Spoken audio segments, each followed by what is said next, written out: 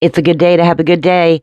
Hello, everybody. My name's Cece Ray. Thanks for joining me here at Break the Dish, where we break the news and dish out the tea. Hello, breakers. How are you today? You can see I'm wearing this Buccaneer sweatshirt. I'm getting ready to go to my daughter's homecoming game. This is my baby. This is my youngest freshman in high school, and she's in color guard. So this is her first homecoming. Very exciting. And so we're going to, go support her, support the football team. Go Buccaneers, right? Before we get in the recap, I just wanted to share with you a little bit of tea that came in from TMZ about Kim Zolciak. I know, right? You don't hear that name very often. And if you do, it's usually because of her and Croy having this crazy divorce. Well, this is pretty much tangled in with it. So Croy Bierman reached out to the woman who subpoenaed Kim Zolciak in her divorce case to warn her about Kim. This is according to the woman's deposition in the case. Yeah, you heard me right. Jillian Green was deposed in the case back in June, and she testified. Croy actually called her to share his concerns about Kim's relationship with Jillian's estranged husband, Kyle Mowitz. So I'm thinking, this is Kim's new big papa. That's what I'm thinking. Green claimed Bierman told her Zolciak would drain money from Kyle, saying Kim already put deliveries of groceries from Instacart on Mowitz's credit card. Let me tell you something. If she had him put groceries on his Instacart, like, the chick has no money. I mean, like, we already know that she, like, her and Croy both stole all of her daughter's money. I mean, her daughter talked about that on Next Gen NYC, which is crazy. Jillian said Croy warned her about Kim's mental state, saying he called her a narcissist with a gambling problem who was never around for her children. Assertions which all mirror last legal documents he filed during their divorce proceedings. Jillian said she met Bierman on one occasion with the two meeting up at her cousin's house. She said that they met there because Croy's a public figure. She didn't want to draw a lot of attention. At the time of the deposition, Jillian said she and Croy hadn't spoken in months, and she insisted the two had never been romantically involved. Well, if she's insisting this, then I'm thinking, where there's smoke, there could be fire. That's all I'm saying. In another bizarre twist, Jillian claimed Croy told her he'd sat outside Kyle's house. However, she never feared for Kyle's life or him being in danger or anything. TMZ broke the story Zolciak and Mowitz are now in a serious relationship, which sources say started back in April or May of this year. It's apparently, like I said, Kim's first serious relationship. The revelation about this new romance came just a few hours after news broke that Jillian subpoenaed Kim in connection to her divorce case, in which Kim claimed Green asked for any and all documents regarding or pertaining to your financial relationship with Kyle Mowitz, including but not limited to gifts given or received from Kyle, expenses paid on your behalf by Mr. Mowitz, or any business in which he is connected, monies loaned to you and monies paid to you by Mr. Mowitz, or any business with which he is connected. Well, that's a little crazy, isn't it? I mean, like, that's crazy. So Kim is being subpoenaed into court by her boyfriend's estranged wife because they're having this huge divorce. And I'm thinking there might be a lot of money involved. And so that's just nuts. And then, you know what really gets me is that one statement where she was like, she insists that there was nothing romantic between her and Croy. Why would you have to insist that? Why would anybody even think that? Kind of interesting, huh? I know. I just wanted to share that little bit of tea with you. But now we're going to get ready to do the recap of our Real Housewives of OC.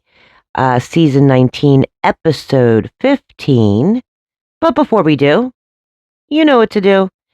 Make sure you like, subscribe, hit that notification bell, because here we break the dish.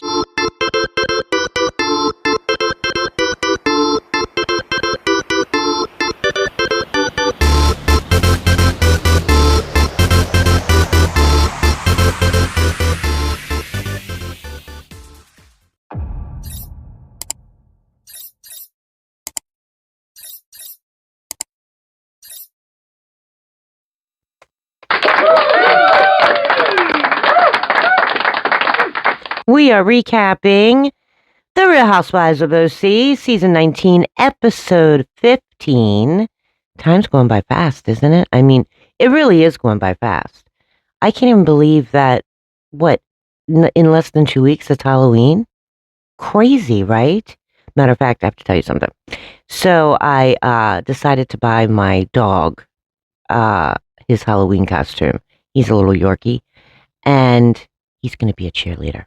I just thought I'd share that with you. Anyway, we're getting ready to do the recap here. We ended the last episode with, "Bitch, run for your life, bitch." Thanks to Gretchen and Slade.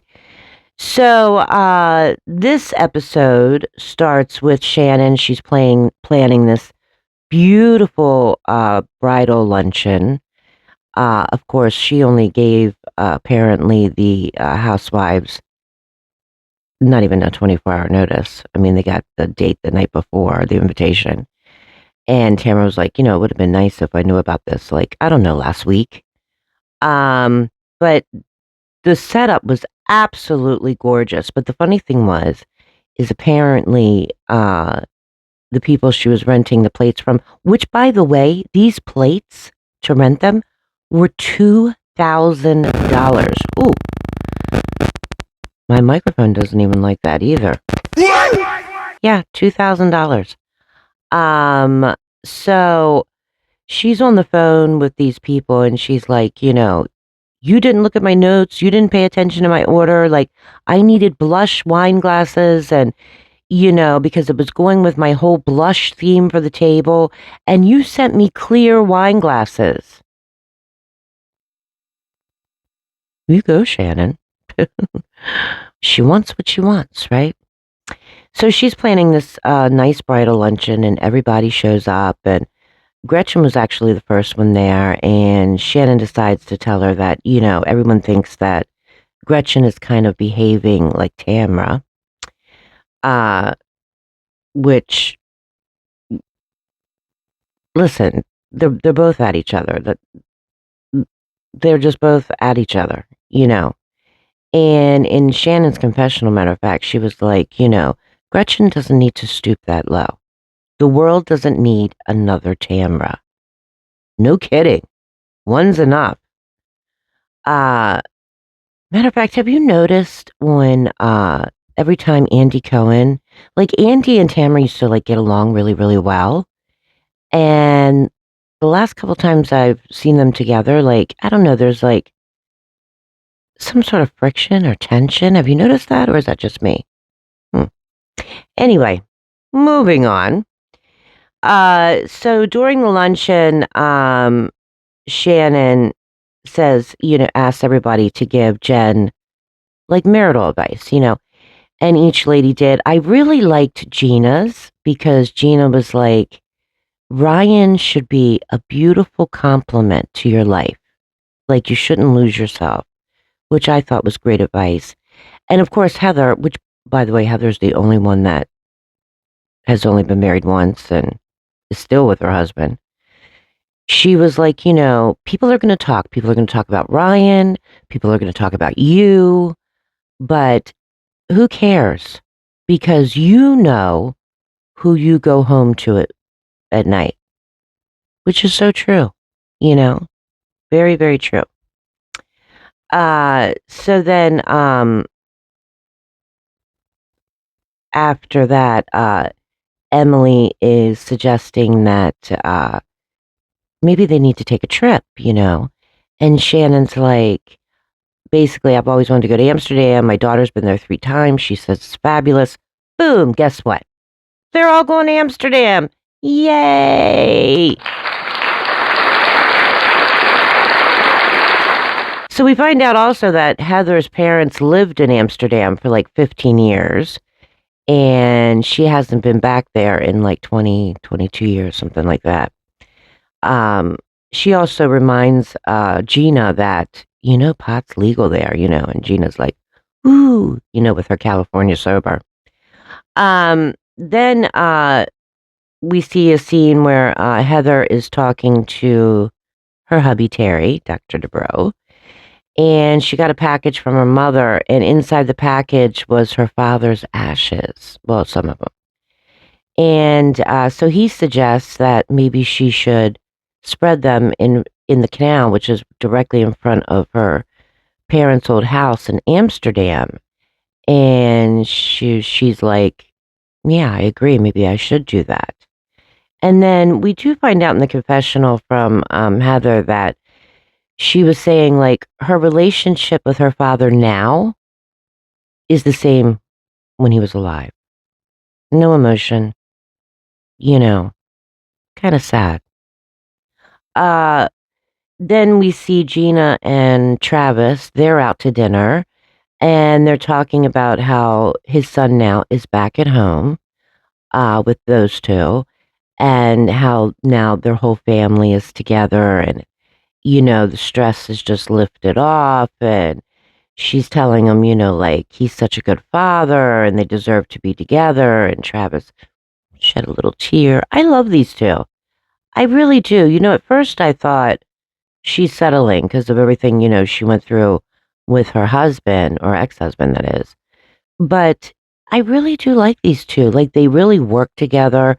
They complement each other. I really like them. Just saying. Then we see Tamra and Eddie going out to dinner, and Tamra's basically like giving him the lowdown from Emily's event. They're talking about it. And apparently she had seen Gina, and Gina had asked her, is there any path for you moving forward with Gretchen? And Eddie's like, you do not need that woman in your life. And Tamra's like, yeah, I agree. I don't want her in my life either. Then they're talking about Tamra's daughter, Sophia. She was supposed to go to college in LA, but now she has a boyfriend. So, we know how that goes, right? Mm-hmm. And so now she's wondering, is she going to go to college in LA? Like, she really should. Like, just because she has a boyfriend doesn't mean she shouldn't do what she wants, So we'll see how that plays out. And then they're talking, and this was kind of interesting. Eddie's explaining to her, like, because I guess they've been fighting a lot, and he's like, I don't like your attitude towards me.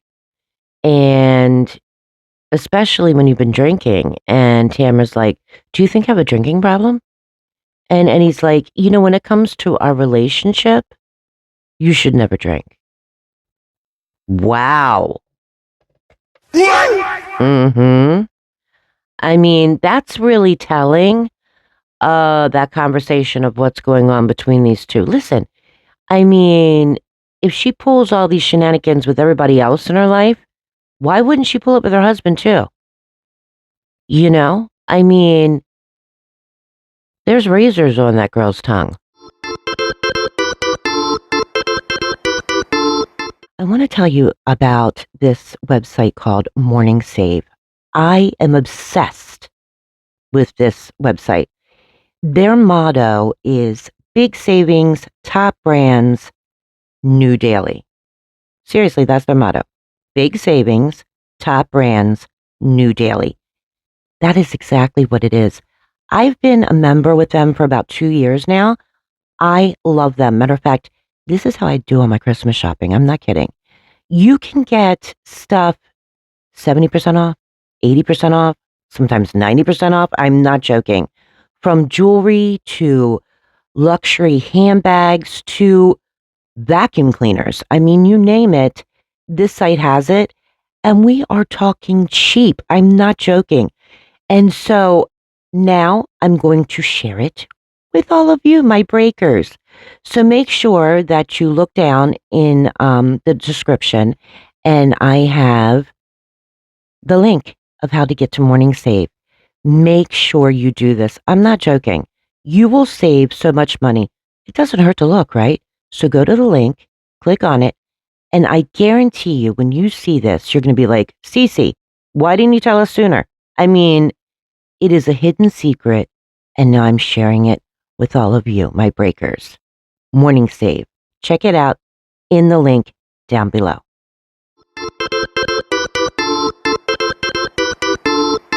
Women go to Amsterdam. This is a 13-hour flight.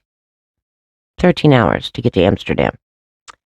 And so everybody checks into the hotel, and then Shannon has a canal tour, on a boat for all the ladies to do. And their boat actually passes Heather's parents' old house, which is kind of nice. And then,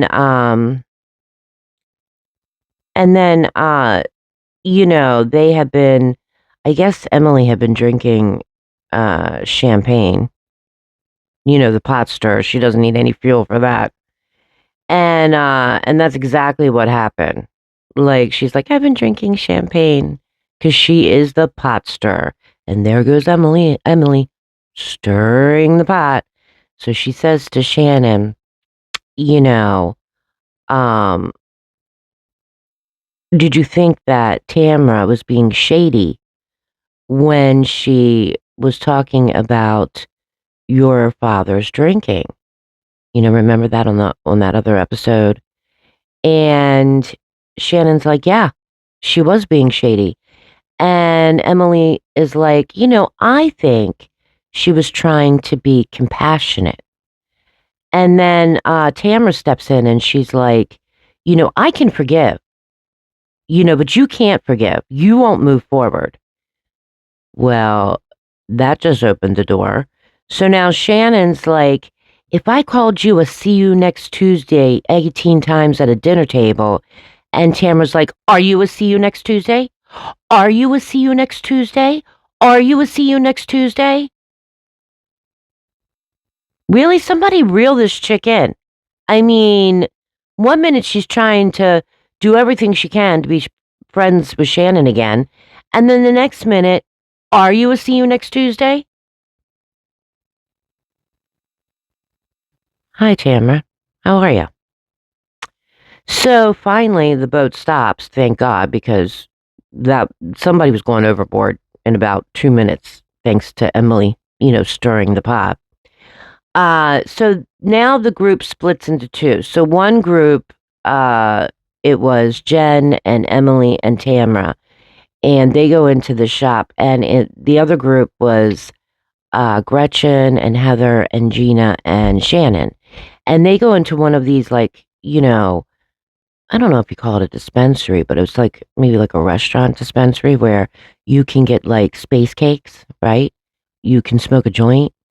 And so Shannon decides, I can't smoke because I've got lung damage, so I'm going to get a space muffin.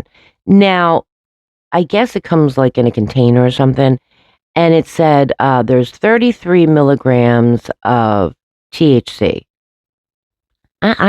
I don't know if that's a lot or not, but the other ladies were like, just take a small bite. Just take a small bite. Well, I'm not quite sure Shannon kept. I think she took a small bite, but I think she wound up eating the whole muffin. I mean, she was high as a kite by the end of by the time they left. And you know, um they start talking about, Tamra.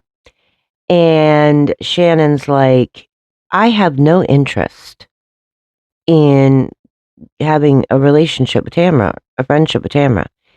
And Heather's like, I don't understand that because, you know, you won't have a relationship with Tamra, but yet you're friends with Jen and she's friends with Alexis. Shannon's like, she's not friends with Alexis. Heather's like, well, I think they do talk. And, Shannon's like, I don't think they talk. I mean, I know she got a save the date for the wedding, but she's not going. And Heather's like, no, I think they talk.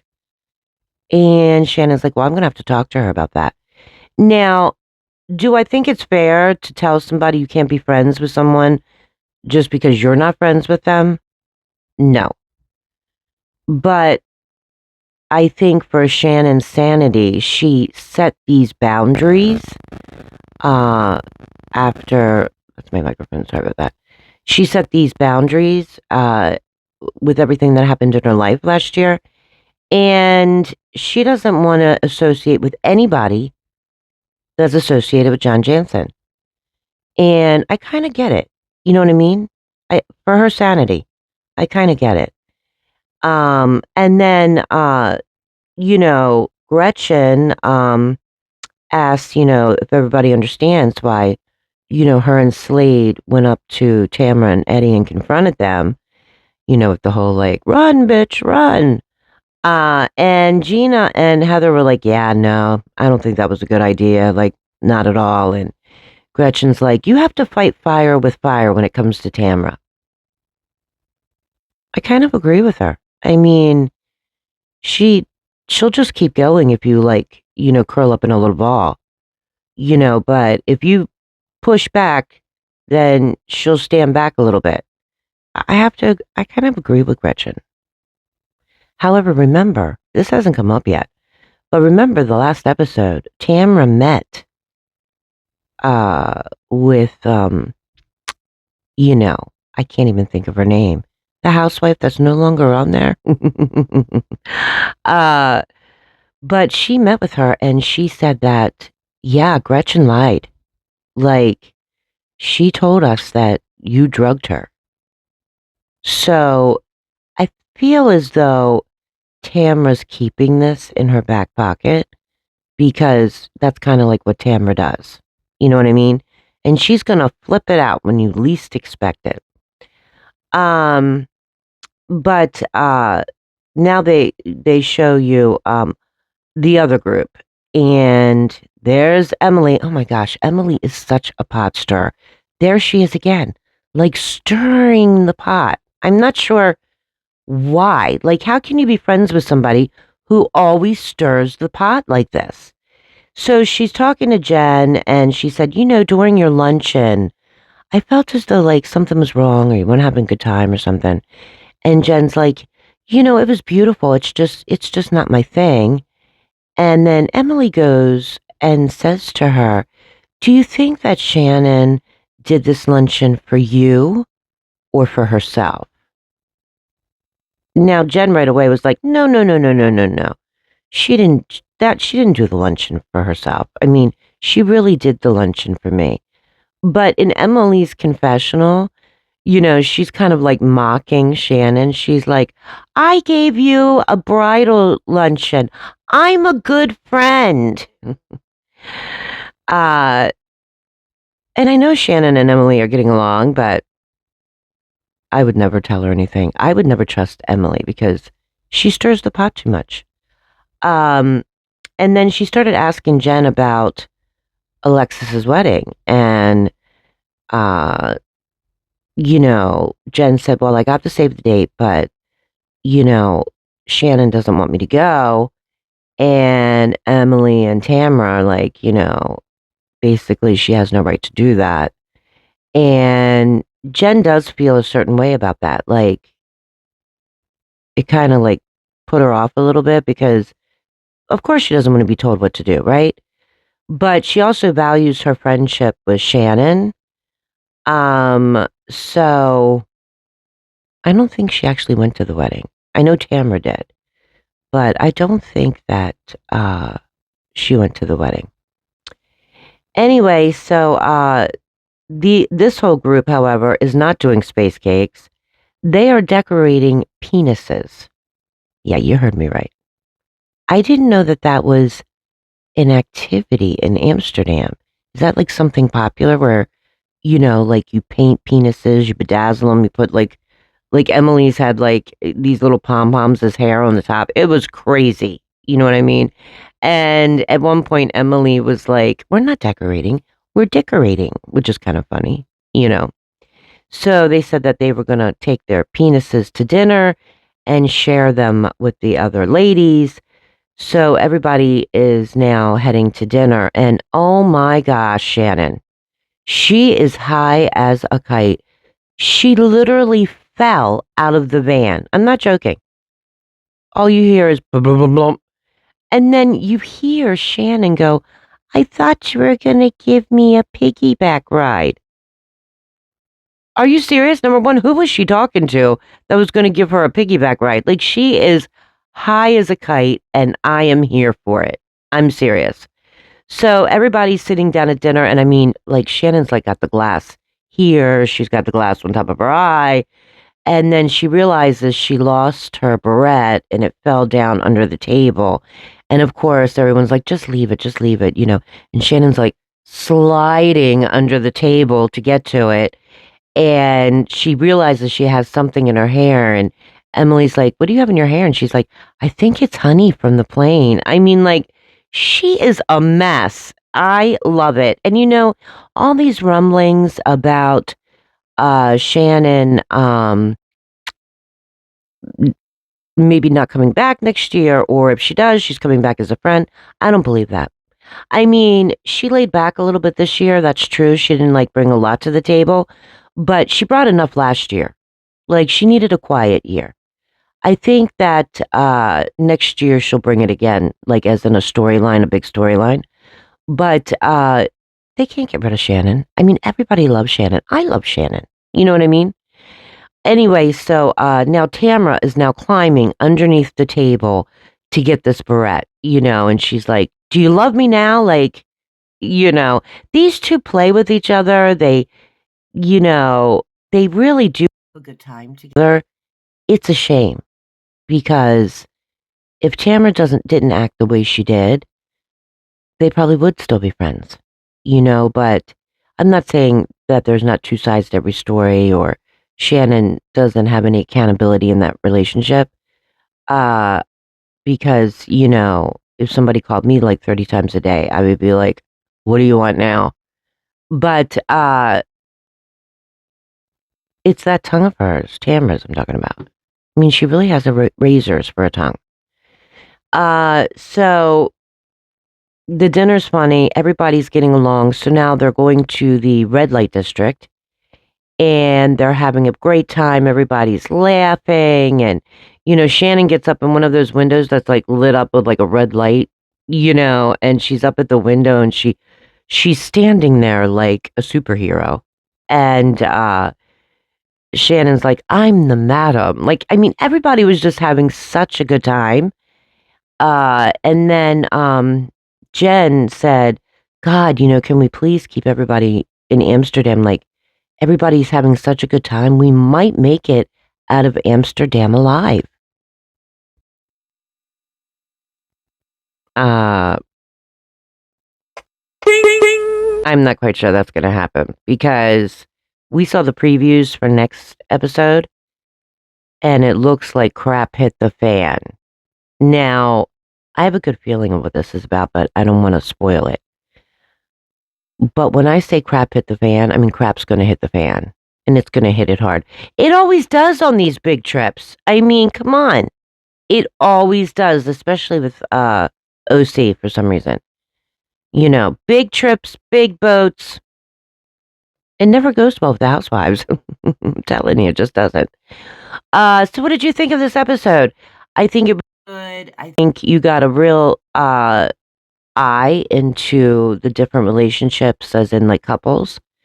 Um and but you know, Emily, you gotta take a seat. Seriously. This whole pot stirring thing, you gotta sit back a little bit. But I think it was good, you know. I think it was a good episode. Uh but I'm wondering what's gonna happen next week, right? That's what you're wondering? Yeah, I have an idea, but like I said, I don't want to spoil it. But you can tell me what you think because I love to hear your comments. So make sure that you comment down below And don't forget, make sure you like, subscribe, hit that notification bell, because what breakers? We break the dish.